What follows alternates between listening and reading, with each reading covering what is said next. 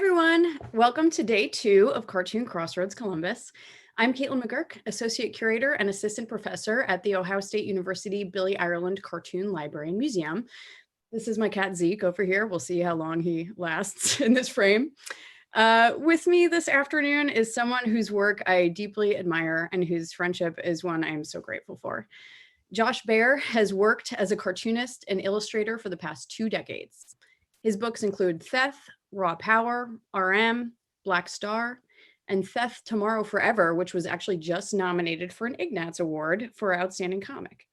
He is the editor of Suspect Device and All Time Comics, and his work has been selected for inclusion in the Best American Comics Anthology in 2014 and 2017. Baer also has an extensive career producing conceptual art for a variety of TV and film productions for clients including MTV and HBO. And my personal favorite is Josh Baer fun fact is that his artwork appears in the background of the Smashing Pumpkins music video for A Bullet with Butterfly Wings, which his brother directed. Josh lives in Harlem and teaches comics professionally at schools all over New York City, as well as professional art workshops for clients such as Facebook and Kickstarter. Josh is most proud of having worked with the hardcore band Integrity, for whom he produced a limited edition album art for the release of Humanity is the Devil, re-release of Humanity is the Devil. For me, Josh's work has the ancestral feel of humankind's earliest scrawls. His cartooning style is seriously unlike anything I've ever seen. Raw is definitely a word for it, but I think primal cuts even closer. But don't mistake primal for primitive. Josh's work is anything but simple. It is a masterfully executed output of pure energy and emotion, just unrelenting and elemental. About THETH Tomorrow Forever, comics historian Paul Toomey said, "The comics have a strong visceral feeling that bypass the cognitive mind in a magical way. The ever-shifting, melting, hallucinogenic images reflect as much about the character's inner landscape as his environment." If I didn't know better personally, I would think Josh's comics were drawn in like blood and saliva. That's how organic they feel. So welcome, Josh Baer, to CXC. Thank you. Good morning, good afternoon. And as promised, since we can't be on the same stage together, to fill in the gap, we're supposed to shake hands. I did a realistic drawing of us shaking hands. I did it a bunch of times trying to get it just right. It's beautiful. I love it. I can feel the clutch. How are you doing today, Josh? Good. How are you? I'm good. I'm really good. I'm super excited that we're having this conversation, especially this year that THETH Tomorrow Forever came out. Yeah, me too. Specifically for, Cartoon Crossroads Columbus, because THETH Tomorrow Forever takes place in Columbus. Right. And, it's funny because I think that we have had kind of reverse experiences in life. For anyone who hasn't read this book or THETH 1, it takes place in Columbus, and it's evident from reading it that you had some of like the worst years of your life in Columbus and then the best years in New York City, where you are now. And I grew up in New York and moved to Columbus almost a decade ago, and the opposite has been true for me. But my Columbus and your Columbus are extremely different places. So, can you tell me a little bit about what it was like for you growing up here? Yeah, and that's not really a reflection of like where Columbus was at during those years. I think it has more to do with, personal stuff and my home dynamic. Totally. But it was a different town. I think when I've visited, a few times I visited in the last 25 years, it feels like it feels more cosmopolitan, and it feels more like it's got more of like a carnival atmosphere. It's like it feels like people are really excited and out and about and excited to use the resources, and resources were kind of sparser then. It was much more, it was different. And my experience, during the period where THETH Tomorrow Forever takes place, I was living in circumstances that were pretty similar to THETH. My apartment was over on 2nd and 2nd. Okay. I think think I can't remember if I drove past. It was sort of a beautiful building. It was like it looked kind of like Melrose Place. Like there was kind of a courtyard, and I was on the corner apartment, which I found out when my heat got shut off, made it even colder. And the yeah, it was dirt cheap. My rent was 150 a month, if I remember right. Oh my God. And my friends were like, when I've talked to people since then, they were like, yeah, Columbus rent was cheap, but your rent was really cheap. Like my friends were all paying like 400, 300, $500 a month. Yeah. Um, I mean, the city is definitely dramatically different from what I've heard. Like, I have no context outside of reading things like your books and then talking to people who are from here for what it was like before, especially neighborhoods like the Short North, which are night and day from what I understand. I remember when I first moved here, someone telling me how throughout the Short North there used to be like actual like bumpers along the side of the road to stop drunk people from falling into the street oh, I because don't of how much like partying was done and stuff. I mean, it's part of campus, oh but yeah, yeah, I do remember uh, that. Yeah, they would have, they looked like kind of like not they're plastic if I remember right. yeah, Like netting, like you would have underneath like yeah, that's absolutely they would do that. I never really made that connection. I mean, because I didn't drink, so I'd just be like, I got the sense that they were for hurting people, and yeah, the streets were completely thronged with drunk people at night, right around where Crazy Mama's was. yeah, And it's funny because there's always something that's missing from whatever era you're there. There was something that was a little bit that was lost, like that was there 10 years beforehand. Like I moved to campus in 88 and I'll see photos from shows that were just fucking epic that I missed, like seeing Sam Hain or at Neely B's or like the Black Flag show in like 85 or 86. Like there was like there's that guy Jay Photoman whose photos are all over Facebook and Twitter, and some of the shows that he took pictures that I was at, but there was some there was a real lightning in a bottle kind of aspect of some of the shows that I missed that were there a few years before me. yeah, yeah. Did you ever go to shows at Bernie's? Is that a familiar spot for you? That was across the street from the Cartoon Library until fairly recently when they leveled that whole block for condos. Well, it was sort of like I saw the Akana Thugs there and other like local bands. I think like maybe like the people like that everybody loved, but people only knew in Columbus.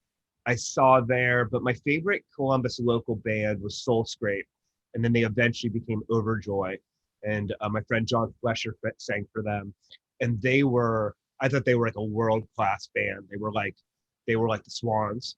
They were like when you listen to the Gods with a Z, like they're like an all-time good band. They're kind of scummy. They're a good, like they were on, I think they were signed to the same Cleopatra Records later on, maybe like the same label, or maybe a label that Kiss owned or something. If Okay. you ever heard the Gods with a Z, Mm-mm. gotta check them out. They had a song called the Gods Rock and Roll Machine, and they used to play it on QFM 96, and I still have it memorized because it has a whole spoken word part about who the gods are and what their mission statement is. That's why we have long hair. We're the ones your parents warned you about. And it's like and they were you can find them on Spotify, Gods with a Z. And Overjoy and Soul Scrape was like the same caliber. Like they were a good band by any yardstick. There's other bands that got really big, like New Bomb Turks. Oh They were yeah, I'm friends with Turk yeah, probably, right? one- Yeah. yeah, They were cool. I wasn't really their audience though. They were kind of doing something I'm starting to get into now, like kind of this faster, more fun punk. yeah. Um, I liked Overjoy because they weren't fun. They were super serious. Yeah, yeah. Uh, no, but you know where I did see a kind of an unlikely show was in at the Euro place. Um, geez, I'm drawing a blank. I saw the Laughing Hyenas play at the Euro place that was like halfway in between, like halfway down the Short North, like kind of. I'm sorry, I'm drawing a blank. I can't. Apollo's. Oh, Apollos. okay. Yeah. That place is actually still there. So, I think he told me that, yeah. yeah. And it was so unlikely that they would have shows there, Yeah. much less like a Laughing Hyena show. And they were laughing. It was such a, it felt like so DIY, like seeing Yeah. the band there at a venue where you could still smell the food cooking in the background. And that was an amazing show. But most of the shows that we saw were at Stashes. Mhm. Um, and and then I'd see, that was the thing about being there in '88. I saw like Danzig and X and the Circle Jerks, but I saw them all at the Newport. That's so amazing, So though. it was all great, but it was a little big. They Yeah, were going up yeah. to the So, I next mean, it just level. seems like Columbus had a way, way grittier feel than it does now. And that really comes through in all of the comics that you depict Columbus in. Like, do you feel like that environment really affected you and your art style? Yeah, very much. And I was like, you can see it in my book that I'm really I'm still tying the art into the DNA of a lot of that music, and the experience of discovering punk was a watershed moment for me in high school and everything. Yeah, Uh, I want to hear more about that because I love how in "THETH TOMORROW FOREVER," uh, Wendy O. Williams from the Plasmatics is like both your like ultimate sexual fantasy, but also like your fairy godmother and like sitting on your shoulder. Like, how does punk inform your art? well, the experience, like what I went to when I was a kid, like we lived in Forest Park, and then we moved. My dad married my stepmom. We moved to Upper Arlington, which is like the expensive suburb, but we were like the poorest, not the poorest, because there actually were poor people in Upper Arlington that were poorer than us. I saw them when I did my paper route, but I was going to school with kids who were a lot more well-heeled. And I remember like in music class, we had a fun day after playing recorders all year, that we could bring in music from our collection and do like a book report on them.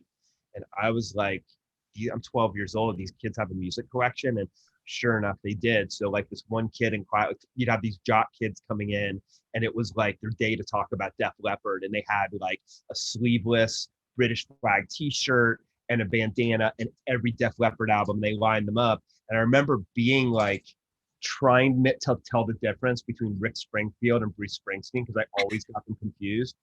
And I was like, I didn't really know who anybody was.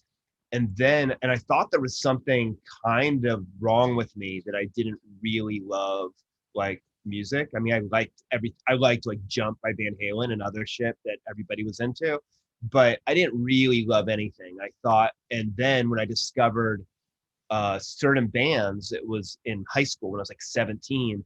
It was a real validating moment because I was like, even the art kids in high school, they all listened to the Smiths and the Cure. And there's one other, they all had Walking on the Beach, the singles. They all had the Queen is Dead. And there was one other thing, and they were all in agreement that those bands were great.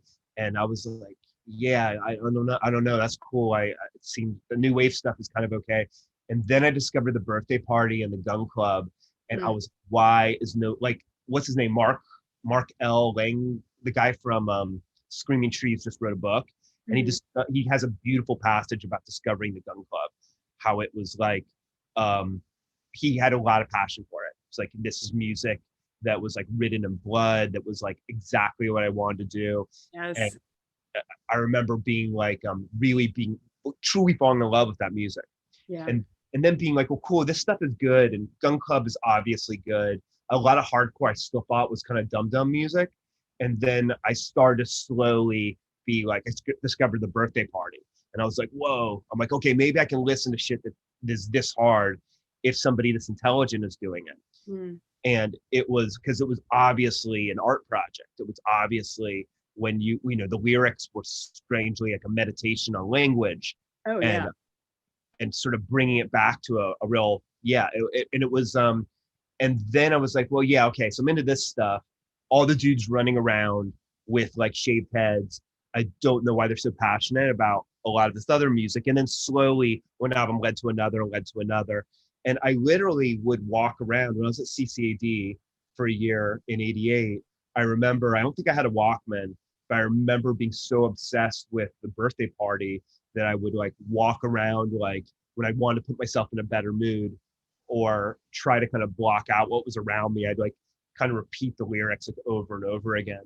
Mm. And as you see in Theth, I was struggling to do my art. So having having my own voice was a little bit out of my was out of grasp for me. It was a bit of a phantom that I was chasing for years for a bunch of reasons. And I was kind of started to relegate myself to being more of an obsessive music fan, Mhm. and who would kind of vent his frustration that way. And unfortunately, I kind of stayed in that zone through most of my 20s. Like I stopped really having faith that I could express myself through comics, especially. Mm. And this is something I discuss with my students a lot. I got sort of stuck in a cycle where I was sort of chasing my own tail, kind of getting very confused about, getting self-conscious and confused about the approach that you needed to take with my work, confused about ideas that I'd been exposed to in art school. Like when I read that Francis Bacon, that he would refuse to do any kind of preparatory image making for his work, because for him it wasn't you weren't really witnessing the lightning in a bottle action of making art unless you saw the evidence of the brush hitting the canvas for the first time. So he stopped priming his canvases, and I was just like, oh my, I got to be authentic because you're that age and authenticity is so important. So I got very confused about how to work that into my comics practice. And of course I dropped out of school. So I was trying to figure this stuff out on my own. And I ended up just walking around and kind of juggling through a lot of ideas about what high art meant and what a cartoonist had to do, and not being able to reconcile them. So Yeah. yeah, the music kind of took the place that that the comics maybe would have. I stayed in love with comics, but I was getting very jaded because Mm.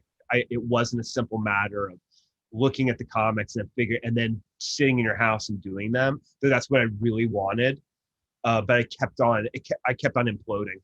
Yeah. I'm curious to know, like, how early did you start making comics? And especially when you were doing this kind of work, or any of the kind of work that you were doing in art school, does it still have the feel that your work does now? Or were you at one point someone who did do these like super highly rendered, overly labored type of pieces, and it's taken, this time for you to evolve into having this kind of looseness? Or was that always kind of part of your aesthetic? It's always kind of like it is now.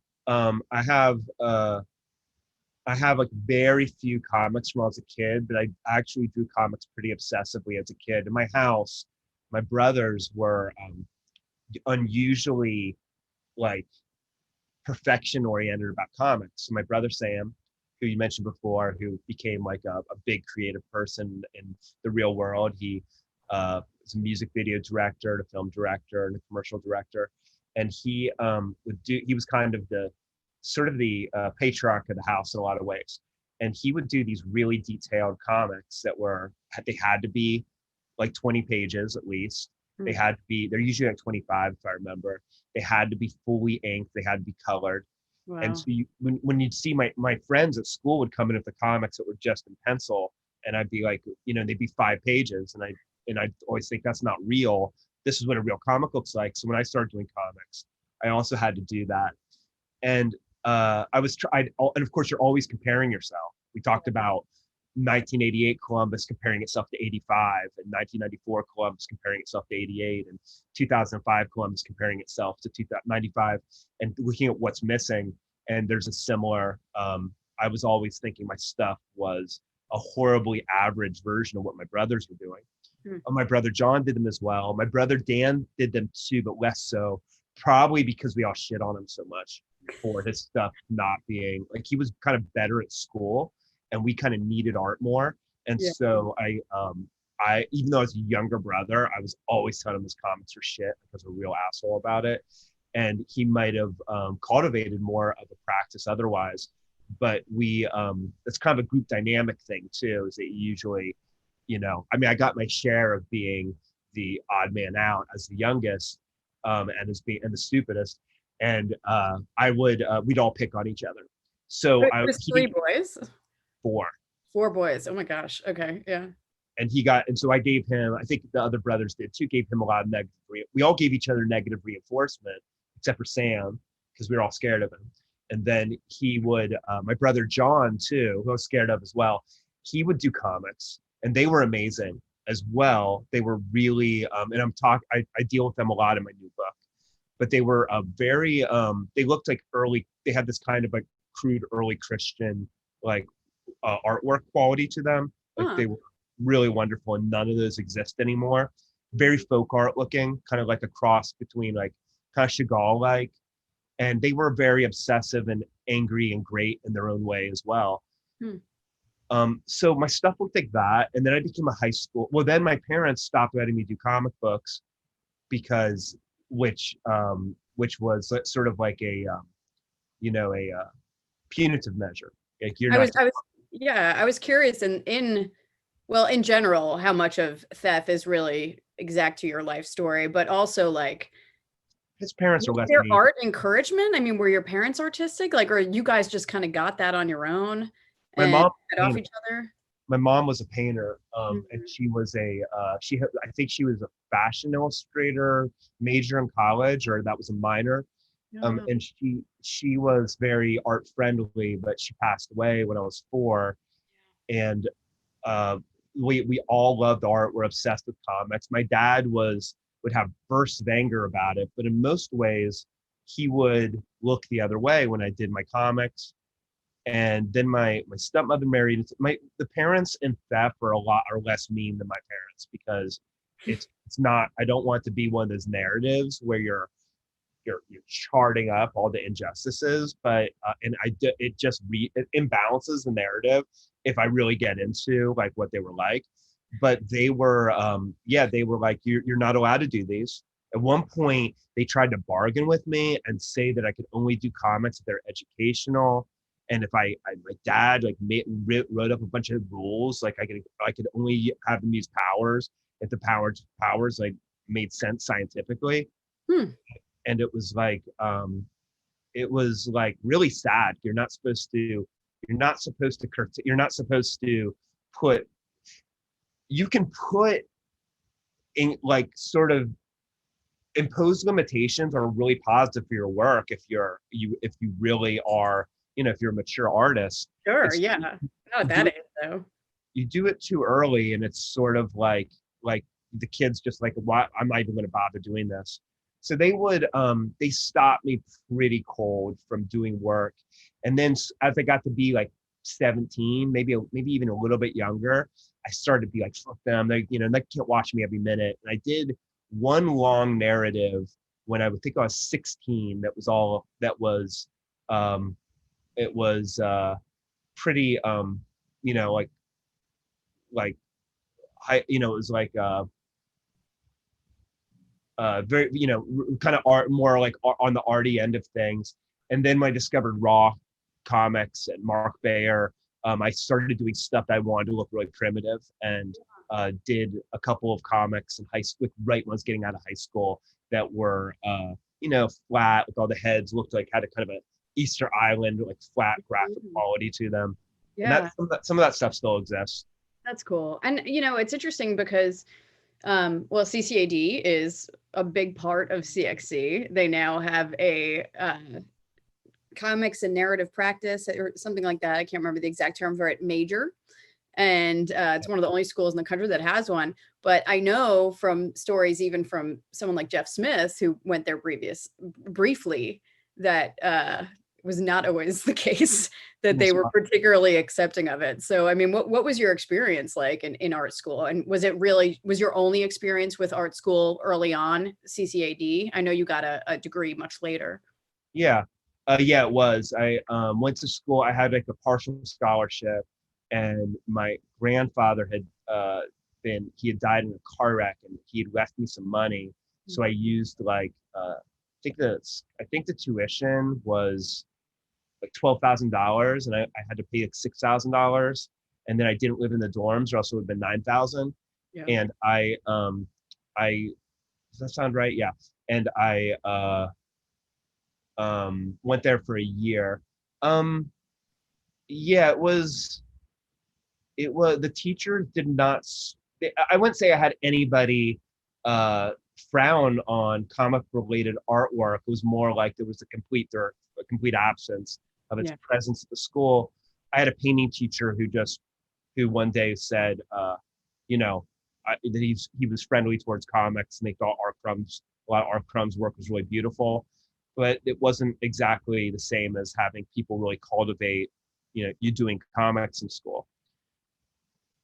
There Yeah. were that teacher actually said something to me though that I still use to this day when I teach people, and when I think about how to make successful work, which is Yeah. a really out of the box thing to say. He said the success of every drawing has to do with what happens when one line crosses over another and how you resolve that. And he just said it and then left it up to me to think about what he meant. And I thought about it again and again because it was one of the few little threads that I could really retain. Like in my 2D design class, the teacher would try to teach about compositions and by arranging like rectangles and triangles.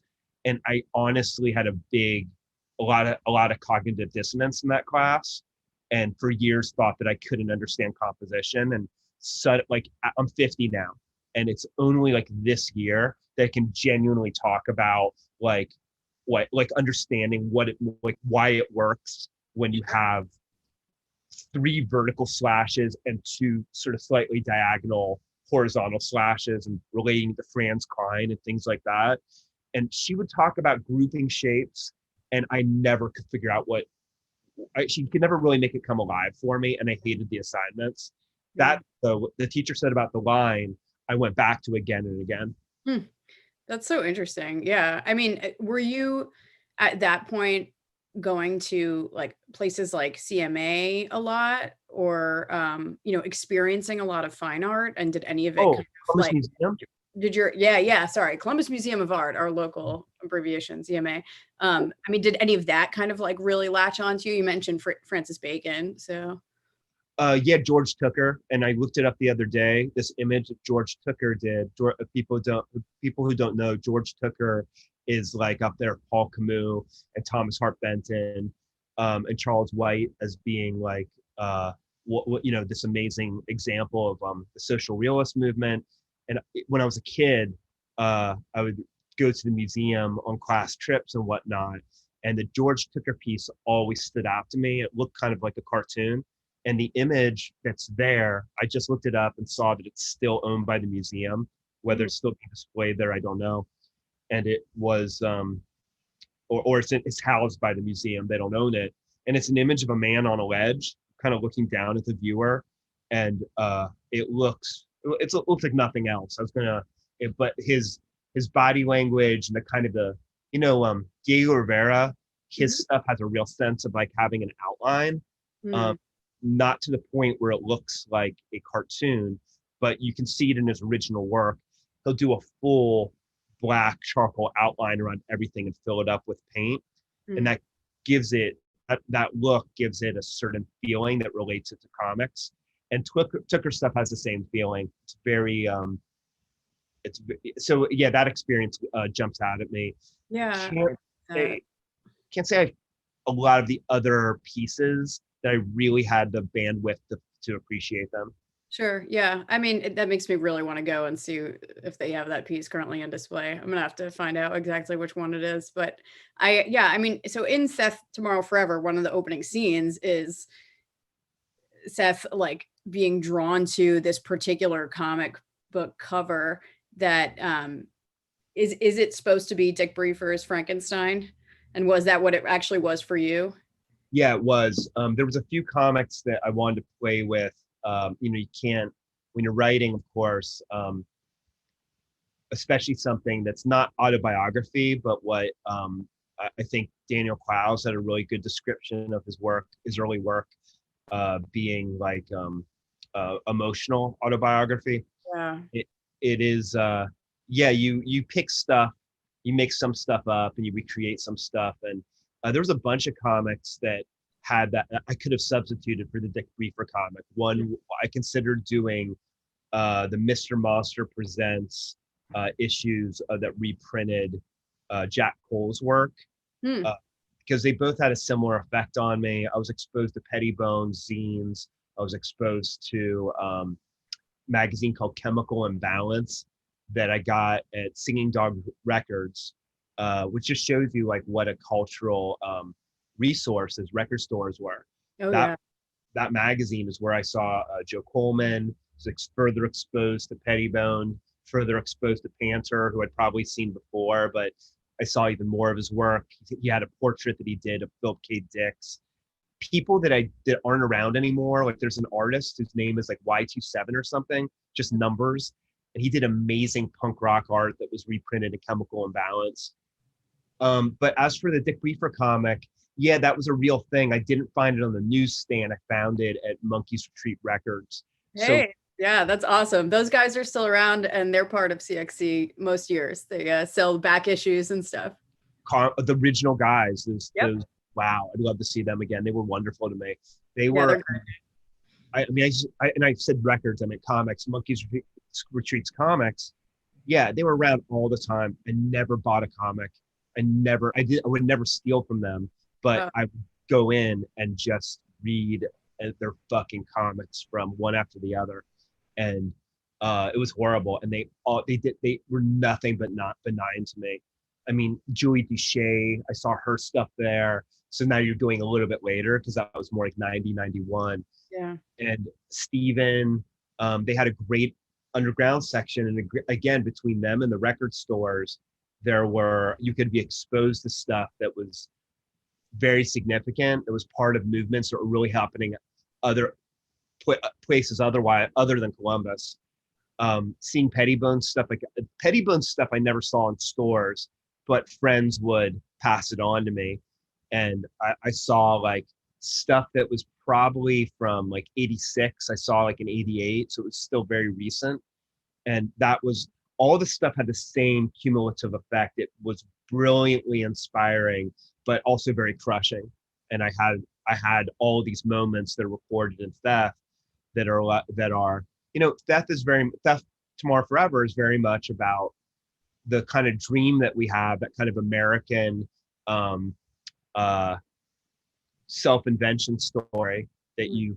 you see what people are doing, and if you're industrious, you sit down and you apply yourself and you pull yourself up from your bootstraps. And I was trying to do everything on my own, and it was Death Tomorrow Forever is a little bit about what if you do all these things and you just can't get it together because you're a fuck up. And that is what's that story like, where it all builds up to be like it's going to be the person who slams her fist on the table and is like, uh no more like weakness and confusion. I'm going to do this work because I love it, because I said that stuff to myself all the time and then I'd still fuck up.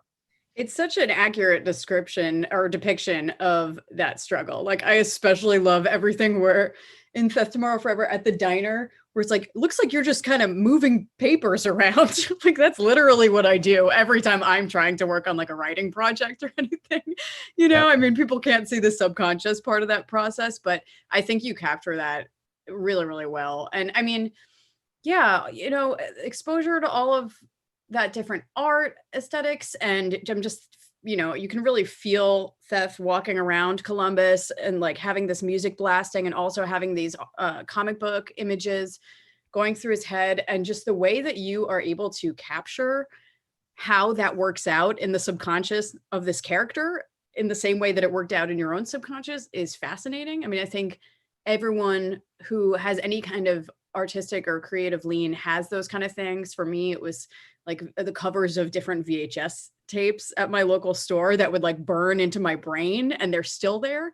But you do this thing where you have, it's like we're watching you process, or watching Theth through you process all of these different images and influences out onto the page. And something that I think is really fascinating about your body of work, especially your most recent body of work, like Black Star and RM, Theth One and Theth Forever, are how they all kind of not just take place in the same universe, but they all reference each other in different ways. So, you know, in particular, I'm fascinated by how there are comics within comics in these works, whether that's ROM, you know, the actual ROM, or Black Star, which is your own invention, you know, sort of loosely based off of the inspiration from the Frankenstein comic.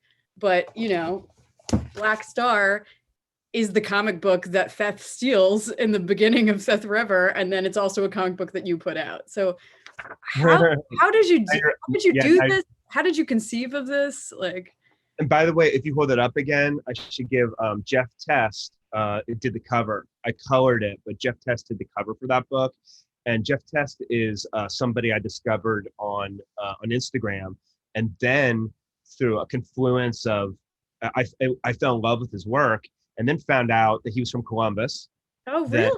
Fuck yeah, Jeff Test is, he was just doing, like, he's just doing comics. I probably saw him through my friend Jamie, and then he's married to her sister. So he ended up being married to somebody that I knew from Columbus, who thought I was like, has told me since that she was a huge scumbag. She thought I was some like homeless junkie, she's told me. So there's a whole nother narrative about what other people, how I looked in the outside world during this period. Yeah, and I think Jeff is a world-class cartoonist. He's invented his own language. He has a brother named William Test who also draws like him.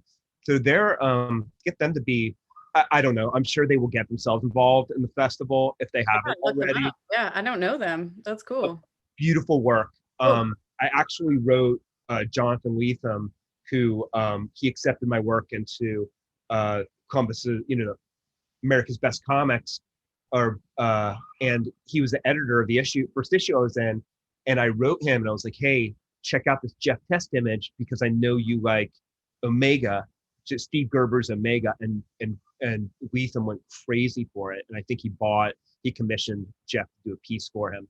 So that's been a really interesting kind of lightning strikes, like unlikely occurrence. Yeah. I discovered this guy, started following him, and then I think I don't know, I probably would have invited him to do the cover anyways, but and he also has a pinup in the issue. It's really funny that he is Columbus. He's the same age as me. I think we were a year apart. Back to Columbus. So he is, so I just want to give him credit. The question was more about comics within the comics. Yeah, I think it's I'm very ADD, and the process of learning how to do work involves somebody identifying they had ADD, recommending that I get on ADD drugs. That happened when I was 28, and that was 29 maybe. That changed my whole life. And I was telling somebody about a project I was working on.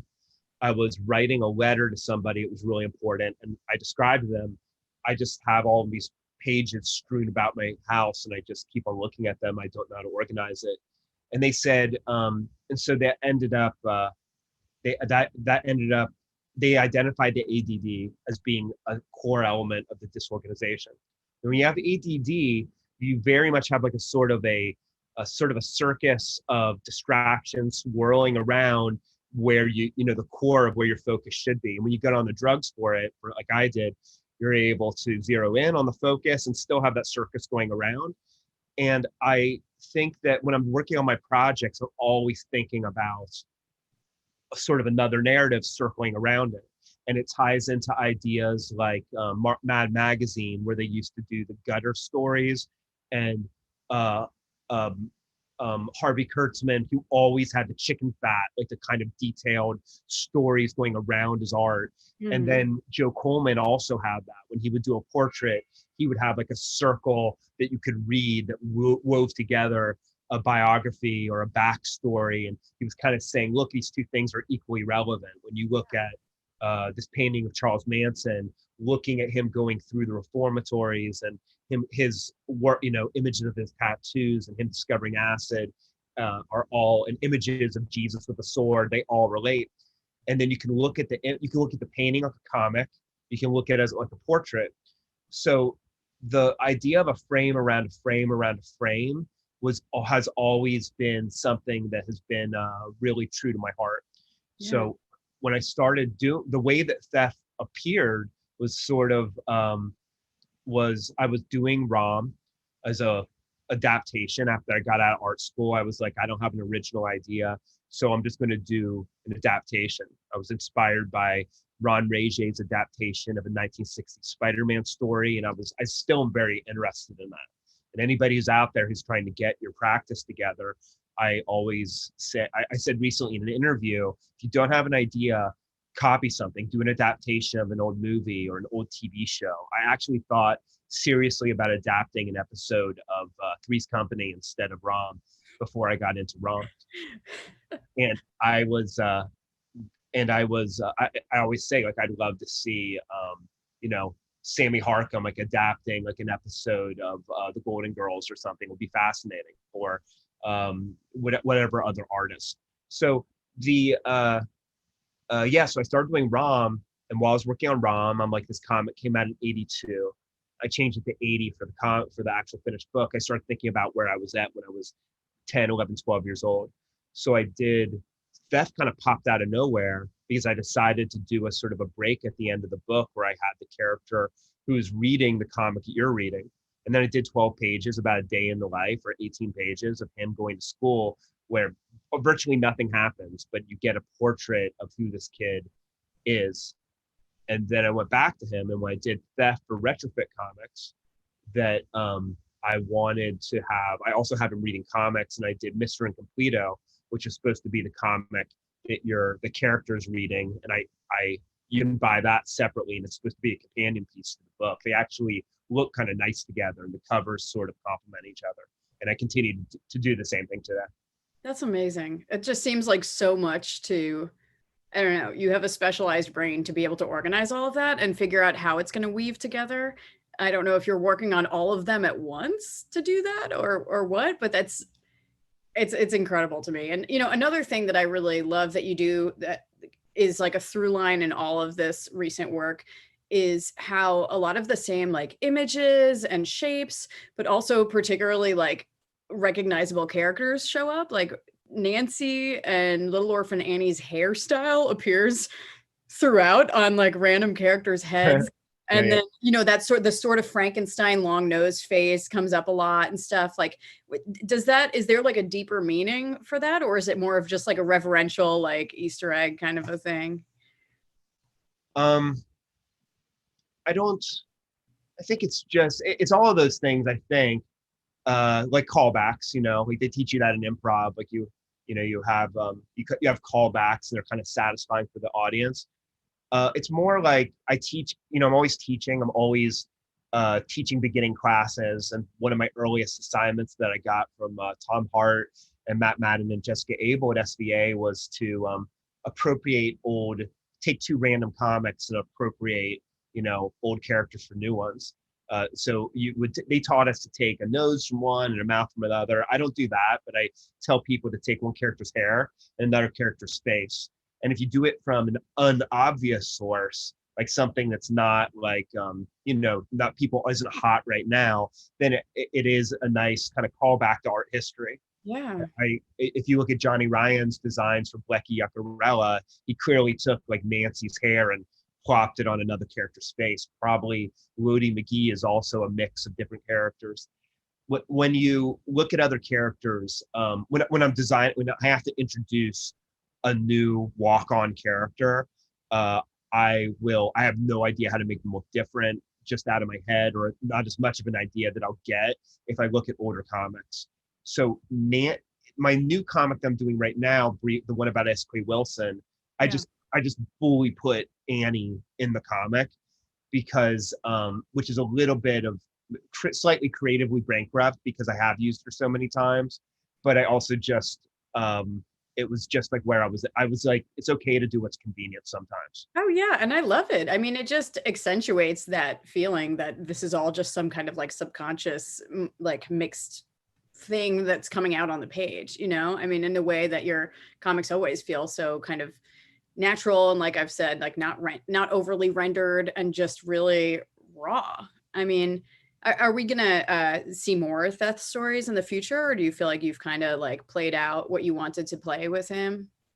I'm doing right now. I'd say yeah, because I do have. I actually found uh, a comic that I did that is virtually a theft story. Well, the thing is, like when Charles Bukowski wrote, he had Henry Chinaski was his stand-in, and I I think that he'd retell the same stories, and sometimes it wouldn't be Chinaski, it would be like this happened to me. I can't remember. My favorite book by Bukowski is Ham on Rye. Like the Mhm. other shit, you can almost discount, especially looking back, and some of it ages badly because it's Oh so yeah. so fucked up and rapey. But like Ham on Rye is a big influence on me. And the bleakness of that book and the fact that so much of it is about almost nothing happening and the Yeah. fact that the character fails at the end of the book was a big influence on theft. Right now, so he's somebody who would sometimes I feel like he would drop the pretense and just say this happened to me. I have a book I'm doing now, which is it's virtually theft, a theft story, theft at like 35, which is me like 10, 15 years ago. And it is stylistically, it is not any different from doing the stories, but I stopped calling him theft. It's me. My brothers are in it too, except I changed all their names to respect them. So their names are Sam, Dan, and John, and I changed it to like Jan, Dawn, and Sim. And then with me, I'm in it, but I did that thing that Keith Giffen did when he did Jonah Hex, where he constantly blacked out his face and you can just see the nose. I'm doing, my face is blacked out in every frame, no matter what angle I'm at, which can be tricky to draw. Huh. So, okay, cool. We're about out of time, but that's my new project. Yeah, that's amazing. Well, I am so glad that we got to do this. Yeah, Thank me you too. for taking the time to talk with me about it. I wish we had a ton more time, but No, I wish we could. I did the image of us hugging because I knew we'd oh yeah, have yay. the end of the conversation. Yeah. And so, you know, since this is recording, while we won't be able to have a Zoom webinar Q&A, I want everyone to know who's watching right now that you can right at this moment hop on the CXC Discord channel, and Josh is going to be available to ask questions and chat with you if there's anything you want to discuss about this program. So thank you so much for joining us, everyone who's tuning in, and thank you so much, Josh, for being here with me. Thank you for inviting me.